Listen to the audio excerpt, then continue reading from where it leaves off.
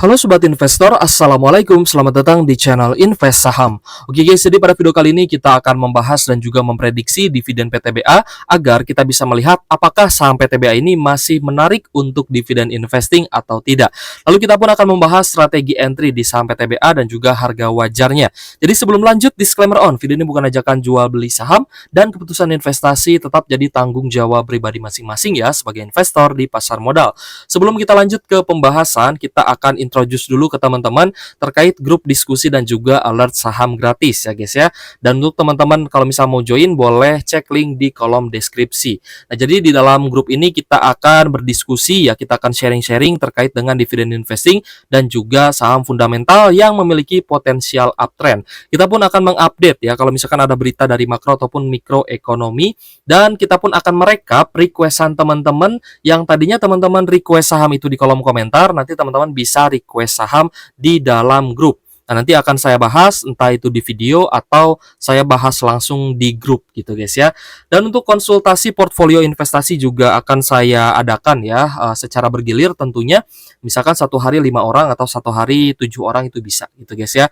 Nah, jadi silakan kalau misalnya teman-teman mau join boleh cek link di kolom deskripsi, tinggal klik dan juga join. Oke guys, langsung kita bahas saham PTBA. Untuk saham PTBA, hari ini ya, hari Rabu tanggal 3 Juli 2024, harga saham batubara rata-rata mengalami kenaikan. Salah satunya adalah PTBA, yang hari ini naik tipis 0,80% ya, close di 2.510 untuk hari ini masih running tentunya. Dan kita akan lihat bagaimana prospek PTBA untuk dividen investing ke depannya. Nah, jadi sebenarnya video ini saya cukup khususkan untuk teman-teman yang belum punya PTBA dan baru mau beli saham PTBA. Untuk teman-teman yang sudah punya dan masih hold saham PTBA, pastinya kan sudah mendapatkan dividen secara rutin gitu guys ya. Pasti sudah dapat dividen berapa kali tuh ya, boleh tulis di kolom komentar teman-teman sudah dapat dividen dari PTBA berapa kali. Ada yang 3 kali, ada yang 4 kali, mungkin ada yang sudah 5 tahun pegang PTBA jadi sudah 5 kali dapat dividen PTBA gitu guys ya. Dan salah satunya di tahun 2022-2023 itu adalah dividen yang cukup besar, cukup jumbo lah ya. Nah, yang menjadi concern utama kita terhadap saham PTBA itu sebenarnya bukan dari sisi fundamental. Untuk fundamentalnya tidak ada masalah gitu guys ya. Valuasi masih aman, PE ratio di angka 9,14 kali dengan PBV 1,29 kali. Lalu dari sisi rasio keuangan untuk DER-nya, debt to equity ratio juga masih aman di angka 71,33% ya. Untuk liabilitasnya masih berada di bawah total ekuitasnya. Jadi masih aman nih DER-nya. Dari sisi profitabilitas juga masih oke. Gross profit margin 15% dengan net profit margin 8,4%. Lalu kita cek dari sisi return on asset 14,9% which is good, dan juga return on equity 25,67%, ini juga bagus. Yang menjadi concern utama kita ya untuk teman-teman yang belum punya saham PTBA adalah dari sisi laba bersih. Ya, dimana kita melihat laba bersih PTBA pada kuartal 1 2024 itu mengalami penurunan yang cukup dalam. Dari 1,1 triliun turun menjadi 791 miliar. Nah, perlu teman-teman ketahui ya bahwa ketika teman-teman ingin melakukan dividen investing, pertama kali yang harus dihitung adalah penerimaan dari dividen. Nanti dividen yield-nya berapa persen, nah itulah persentase keuntungan yang teman-teman dapatkan. Gitu guys ya. Jadi tidak serta-merta kita cap cip cup pilih yang mana gitu guys ya. Oh, saya pilih PTBA lah karena teman saya juga masuk PTBA, padahal temennya udah 5 kali dapat dividen dari PTBA ya, padahal teman-teman baru mau masuk. Dan ibaratnya harus dihitung dulu nih ya, harus dipilah-pilah dulu mana dividen yield yang menarik. Nanti kita akan rekap gitu guys ya, semuanya dalam pembahasan kita di Invest Saham ini. Nanti semuanya akan kita rekap, semuanya akan kita bandingkan. Tapi kita awali dulu dengan saham PTBA ya, yang labanya juga memang turun. Memang rata-rata saham batubara itu labanya sedang turun guys, tapi yang cukup dalam di sini kita lihat juga ada PTBA ya. Nah, untuk PTBA sendiri kita bahas di sini ya, dari sisi laba bersihnya diproyeksikan akan turun ya, hampir setengahnya dari 6,1 triliun menjadi 3,1 triliun. Nah, laba bersih ini akan berefek dan tercermin terhadap EPS atau earning per share-nya. Jadi mana EPS-nya di tahun 2023 lalu 529 per saham atau 530 ya kalau di RTI Bisnis, ini yang akan dibagikan sebagai dividen. Jadi angka ini yang dibagikan sebagai dividen, bukan angka lainnya gitu guys. Lalu untuk full year 2024 ini baru proyeksi ya, baru prediksi, tapi kita sudah bisa melihat potensinya. Dan kita akan update terus. Kalau misalkan nanti sudah ada rilis pada kuartal 2-nya. Nanti kalau misalkan kuartal 2 rilis, kita update lagi ya. Kuartal 3 rilis, kita update lagi. Jadi teman-teman semakin yakin ya untuk membandingkan. Mau masuk di mana nih? Mau masuk di PTBA kah? Mau masuk di Adro kah? Mau masuk di BSSR kah? Itu kan nanti ada pilihannya gitu guys ya. Jadi kita awali dengan PTBA. Nah, PTBA juga IPS-nya berpotensi turun dari 529 atau 530 menjadi 274 per saham. Kalau misalnya kita perhatikan ya, di tahun 2023 ketika laba PTBA juga turun, ini pendapatannya juga memang turun. Jadi sebenarnya wajar ada penurunan karena dari pendapatannya juga turun guys, dari 42 triliun menjadi 38,4 triliun. Nah, tapi yang menjadi masalah utama dari laporan keuangan ini adalah ternyata beban pokok penjualan PTBA malah naik guys saat pendapatannya turun gitu ya. Ketika pendapatannya di 42 triliun, di sini beban pokok penjualannya 24 triliun. Tapi ketika pendapatannya turun menjadi 38 triliun, ternyata beban pokok penjualannya malah naik menjadi 29 triliun. Nah, ini kan menjadi masalah juga gitu guys ya untuk PTBA karena pendapatannya mengalami penurunan tapi beban pokok penjualannya malah naik. Jadi bebannya naik gitu guys ya. Untuk total beban usaha lainnya ini masih oke lah ya, tidak ada kenaikan ya, masih stabil lah. Untuk beban pajak juga masih oke ya. Kita cek juga dan lain-lain gitu guys ya. Nah, inilah yang menyebabkan kenapa pendapatan dari laba bersih dari PTBA ini di tahun 2023 itu juga mengalami penurunan ya. Net income-nya turun dari 12,5 triliun menjadi 6,1 triliun dan ini wajar sebenarnya karena ada normalisasi harga batu bara. Nah, kalau misalkan kita lihat dari harga batu bara saat ini guys ya, sebenarnya harga batu bara itu dia sedang sideways sekitar 132 133 US dollar per ton dan ini sangat wajar, tapi kita melihat juga ada potensi harga batu bara ini bisa naik lagi. Jadi untuk teman-teman yang dividen investing di saham PTBA dan juga saham batu bara lain masih bisa dan masih layak untuk di hold. Masih layak di hold, masih layak dapat dividen ya, masih layak untuk di invest gitu ya untuk jangka panjang untuk dapat dividennya. Itu masih oke. Ya, karena kita melihat ada potensi harga batu bara bisa naik lagi.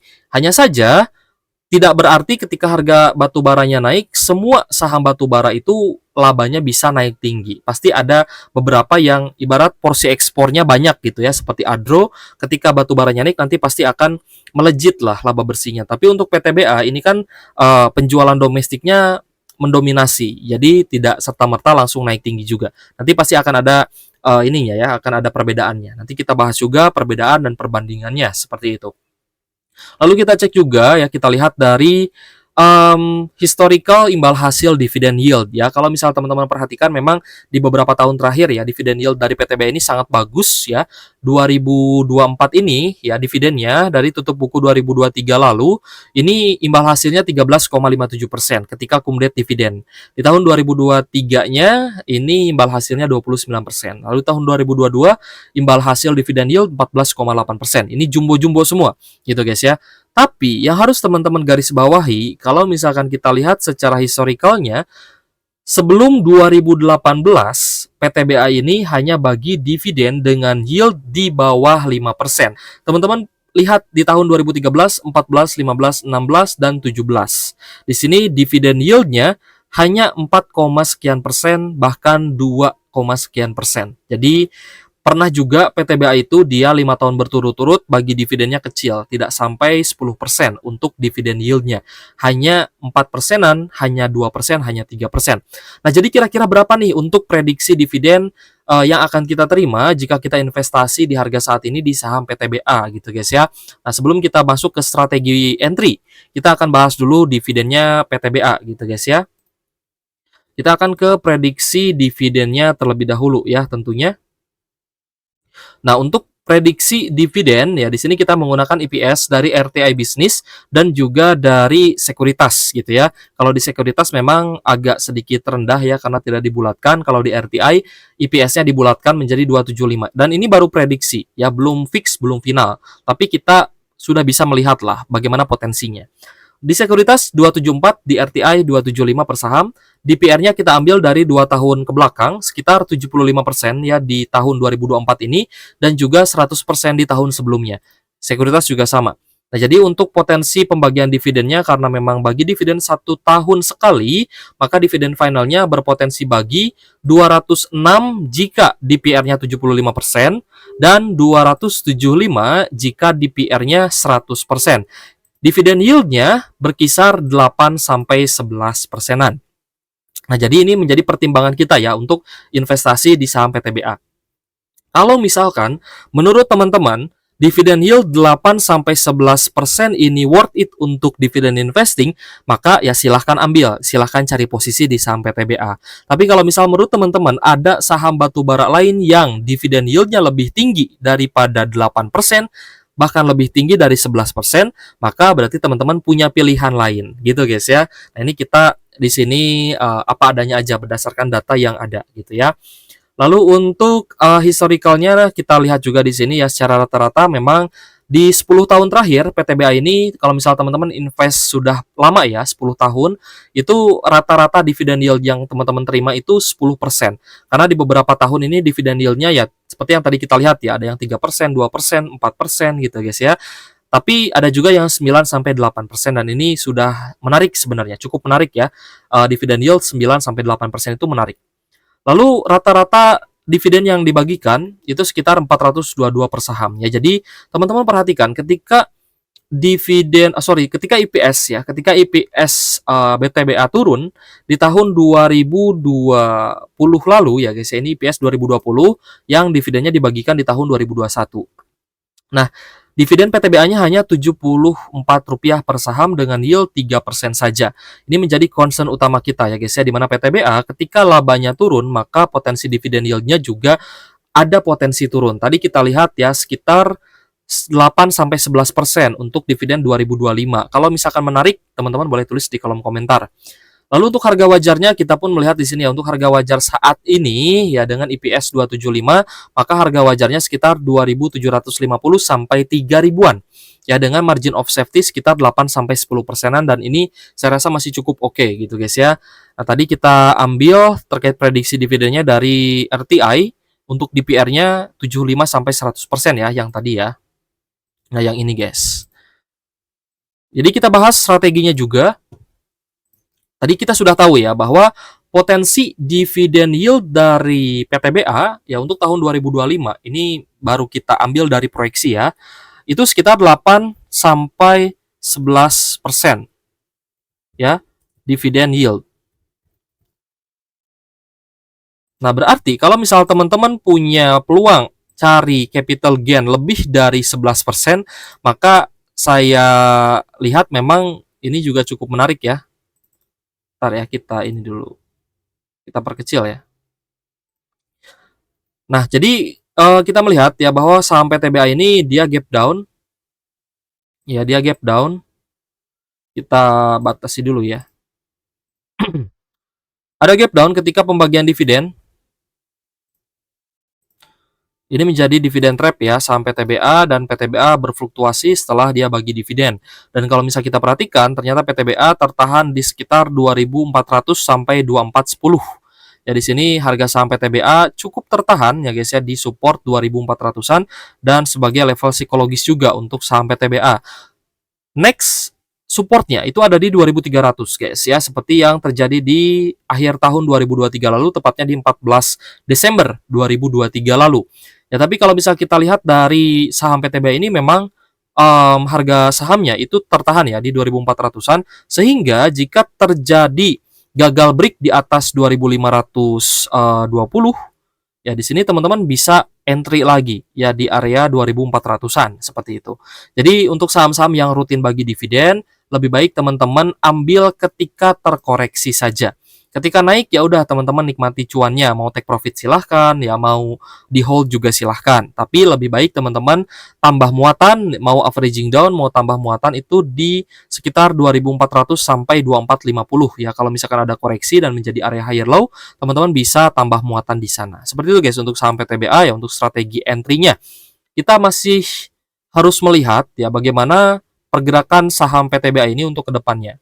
Karena kalau misalkan dia gagal break di sini ya di 2450, 2440, kemungkinan akan terkoreksi sampai 2450 baru dia naik lagi. Ya, prediksi saya seperti ini ya, kalau misalkan saham PTBA-nya dia harga batu baranya tidak terkoreksi gitu guys ya. Kalau misalkan harga batu baranya bisa naik, maka saham PTBA juga ada potensi kenaikan seperti itu. Ya, jadi untuk PTBA teman-teman bisa kalau misal kita lihat ya, hari ini juga sebenarnya ada seller yang cukup terlihat, tapi nanti kita akan update ya terkait dengan teknikalnya bagaimana PTBA ini dan juga yang akumulasi distribusi hari ini ya. Tapi sekarang juga sebenarnya sudah cukup menarik. Tapi saya ingatkan lagi, untuk masuk di saham bagus yang rutin bagi dividen, lebih baik teman-teman buy on weakness aja atau buy on support. Ketika ada koreksi bisa digunakan untuk entry dan juga untuk tambah muatan. Seperti itu guys ya.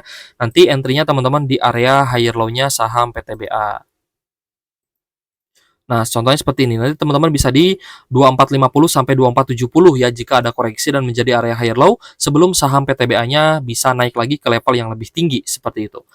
Oke guys, kita sudah bahas guys ya, dan ini pun didukung sebenarnya dengan perkembangan dari industri di dunia gitu guys ya, entah itu dari industri EV karena EV juga kan menggunakan listrik ya, dan pembangkit listrik batubara itu masih mendominasi.